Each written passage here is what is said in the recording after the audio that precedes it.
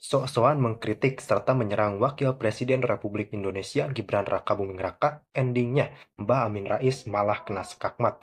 Karena seperti yang kita ketahui bahwa Amin Rais adalah salah satu tokoh politik yang memang sangat-sangat deras mengkritik Wakil Presiden Republik Indonesia Gibran Rakabuming Raka. Ya, memang kita harus akui bahwa banyak orang yang tidak suka dengan posisi Gibran pada saat ini. Entah mereka karena tidak diajak koalisi ataupun mereka tidak mendapatkan jabatan dari Pak Presiden Prabowo Subianto. Namun yang jelas mereka mengkritik seolah tanpa data yang jelas dan tanpa fakta yang relevan. Tentu saja Indonesia ini adalah negara yang demokrasi. Mereka berhak mengkritik dan kita berhak menyanggah. Lalu bagaimana cara Gibran membalas semua itu? Langsung kita saksikan. Saya kira ada sedikit ceglongan yang membuat kita kaget, kita semua kaget, ya, yaitu di satu pihak Pak Prabowo mengatakan pilkada jangan dicampur tangani, biarkanlah demokrasi berjalan di tiap-tiap pilkada untuk wali kota, bupati, kemudian gubernur, ya. Nah, tiba-tiba kemudian sebelum keluar negeri memberikan dukungan tertentu kepada yang sedang bertarung di pilkada di Jawa Tengah. Nah, seperti ini itu jangan diulangi, ya. Itu bisa merosotkan dukungan rakyat karena kemudian terlihat inkonsistensi, ya. Mas Adi, Pak Prabowo memang sekarang sudah menjadi presiden, tapi apapun kita tidak bisa juga mengabaikan bahwa Prabowo adalah ketua umum Partai Gerindra yang bergabung bersama Kim Plus, ya kan?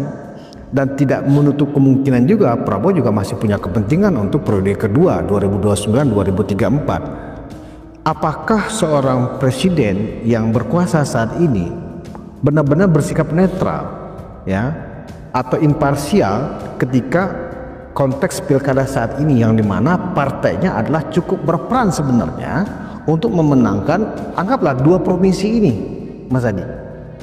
Gini Bang, di Undang-Undang Pemilu dan Pilkada disebutkan Presiden, Wakil Presiden, dan pejabat publik yang lain itu boleh berkampanye. Jadi apa yang mau diributkan? Ngapain ribut-ribut? Undang-undangnya memperbolehkan kok. Kecuali Undang-Undang Pemilu, Undang-Undang Pilkada mengharamkan Presiden, Wakil Presiden, pejabat publik seperti Menteri dan yang lain haram hukumnya berkampanye, baru diributin. Satu-satunya argumen per hari ini, Presiden pun boleh kok kampanye. Wakil sekarang sudah minggu tenang, ya kan? Kalau minggu tenang tak boleh. Ya, tak boleh, tak boleh. Jadi sepanjang masa kampanye yang 2 bulan, Presiden, Wakil Presiden, bahkan gubernur, bupati, wali kota yang sedang menjabat mendukung orang itu boleh. Menteri juga boleh. Nah, catatannya satu, tidak boleh abuse of power dan menggunakan kekuasaan. Yang kedua, kalau kampanye di hari-hari kerja cuti, udah itu aja Bang. Nah, kalau orang meributkan bahwa seorang presiden itu harus berdiri di semua kaki-kaki politik di Indonesia, itu nggak mungkin. Bagaimana mungkin seorang presiden, entah ia adalah kader partai, pengurus biasa di partai atau ketua umum partai, dia membiarkan kader-kadernya berjuang sendirian untuk tidak menang. Bahkan tanpa diomongkan sekalipun, orang seperti Pak Prabowo Subianto menginstruksikan kepada kader partai dan mesin partai menangkan calon-calon yang diusung oleh Gerindra. Jadi nggak usah diomongin, pasti kerja-kerja politik Bang.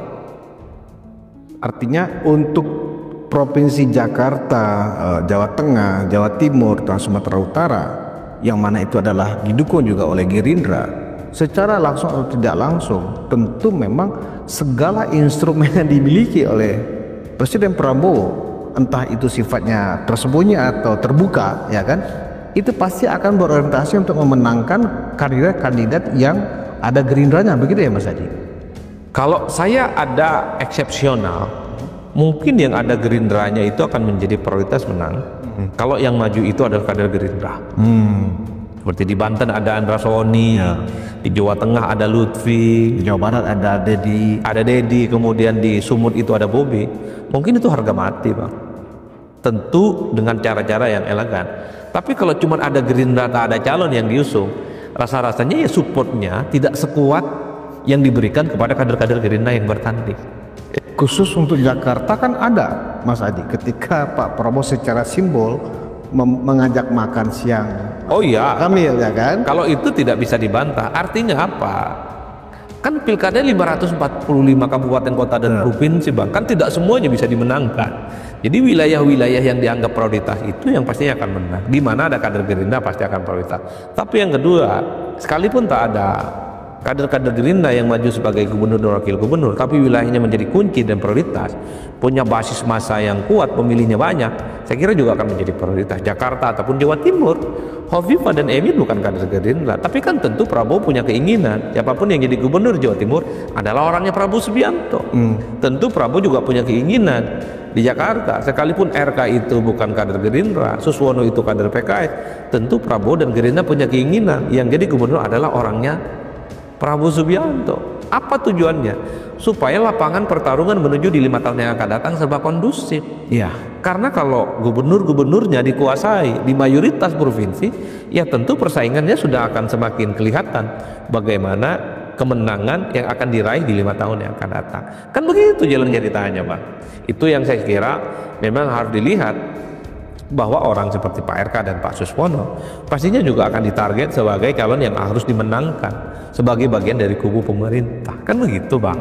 Tujuannya apa? Supaya di 2029 RK Suswono tegak lurus bersama Prabowo Subianto untuk yang kedua kalinya jadi presiden. Karena menjadi apa ya, menjadi lucu juga Mas Andi ketika anggaplah ya kita berandai-andai ternyata di dua provinsi kunci DKI Jakarta dan Jawa Tengah Kimplas kalah.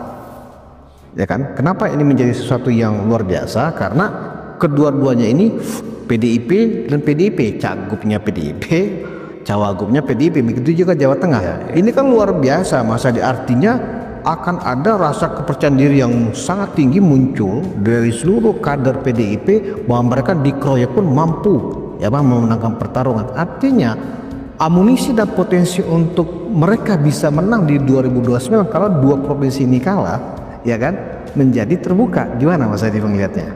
Ya kalau bicara Jakarta dan Jawa Tengah, kalau mau jujur, ini bukan soal Kimplas lagi, Bang, tapi ini menyangkut PDIP versus Jokowi.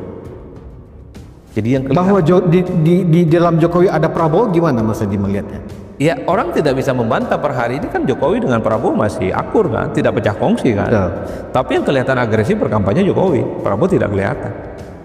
Kan orang juga melihat ini yang kemudian seakan-akan menjadi head to head, seakan-akan pertarungan Jokowi dan PDIP itu berlanjut hanya di Jakarta dan hanya di Jawa Tengah. Jawa Timur nggak kelihatan, Sumut nggak kelihatan, Bali nggak kelihatan. Ingat Bang, siapapun menang di Jakarta ini akan disebut ini Jokowi, ini PDIP. Kalau RK yang kalah, Pram yang menang, maka ini disebut sebagai kekalahan Jokowi. Endorsement Jokowi nggak ada apa-apanya. Jokowi itu hanya rakyat biasa seperti yang lain. Jokowi sudah lamdak dan wassalam. Tapi kalau RK dan Suswono yang menang,